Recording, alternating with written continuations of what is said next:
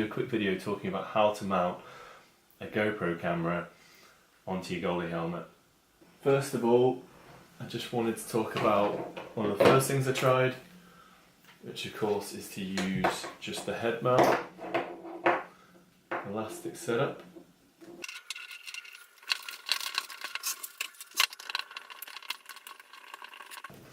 So this is, of course, in many ways the easiest option for mounting your camera. Now, I think the obvious disadvantage of this is, well, your camera's really exposed.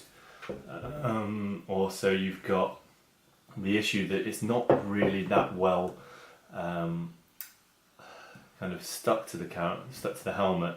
You've got a fair bit of give, and I'll put a link up to one of my videos where I've actually used it like this.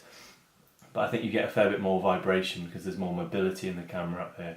And now, yeah, I don't have it optimal in terms of tightening and everything of the straps, so you can get it a bit better, but it's not really ever going to be immobile and well stuck on there. So I think that's one of the aspects. I think the other aspect is also the angle you get. So in order to get a good shot of your line of sight, you're having to angle the camera either here to get the similar sort of perspective as you, but then you're looking over the puck, or you tilt it down and you're not getting a similar field of view. You're looking a lot more down than you would in reality. So I think that's another concern. A benefit of this approach is it's very simple and easy, and you've also got the waterproof casing, so you're protected from splashes and when you're having a drink or whatever. And the casing offers some protection, so I think that's an easy option. And yeah, if you hopefully see the video, you'll see kind of what that comes out like, and that's easy for anyone to try. But I think the other one I want to talk about, which is what I think is probably one of the optimal solutions, is kind of just a really simple thing I've made to kind of mount the camera low down here. So with the aluminium case, you've got obviously a lot more protection. You can get these off, I think I bought this one off Amazon. You've got a lot more protection there, a lot more robust, and you could definitely take a direct puck hit to this without any real concern.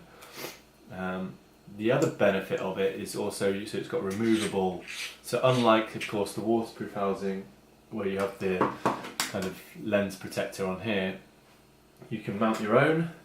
I just bought a UV filter, so you could just use the housing as is, but I brought a UV filter which gives it a bit more prominence on the front here, which I think actually helps to offer a lot more protection in the case. I'm just actually get the camera in there. It's just stuck on the tape there.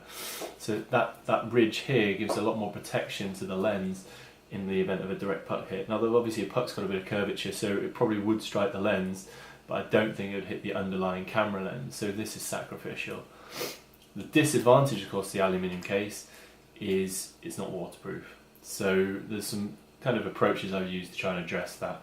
I'll talk about that quickly in a minute. So immediately what I was concerned about was we had the exposed panel here when mounting it on the helmet.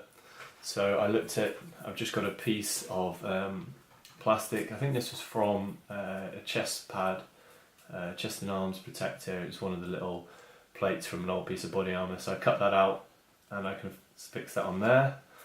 And then what I've actually done when I've used this is I've put a piece of duct tape over that, so I can actually lift it quite easily, get access, and then stick it back on.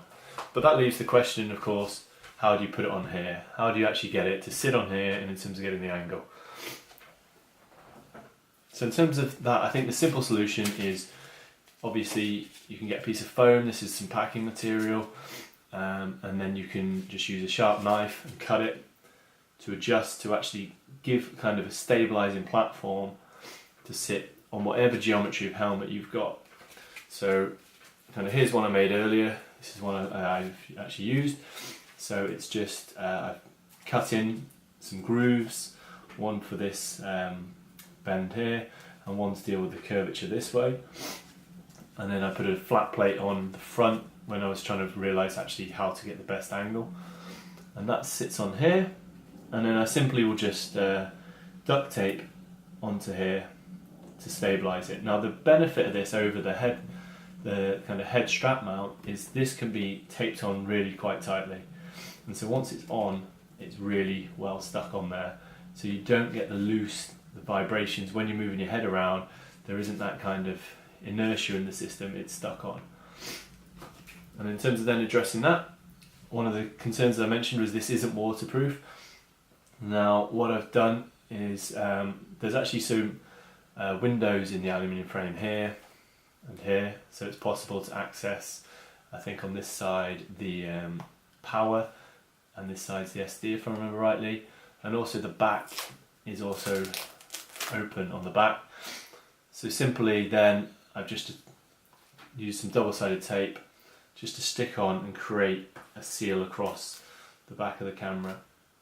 And I think really, obviously you don't need it to be extremely waterproof. You want to minimise any spray, and if you're having a drink, of course you don't want to be spilling your drink onto the camera, but I think simply that's enough level of protection. I also will apply some tape over here if I use it in the game. In fact, I've got another little piece of plastic I'd sit over the top.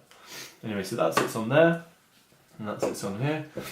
So I'll just show actually what that looks like when it's all set up.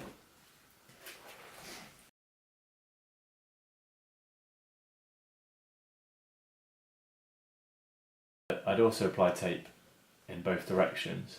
Now I think a thing to consider with this is, obviously a disadvantage is it's a bit fiddly. You're going to have to tape it on, tape it off. You can leave the underlying bit taped on.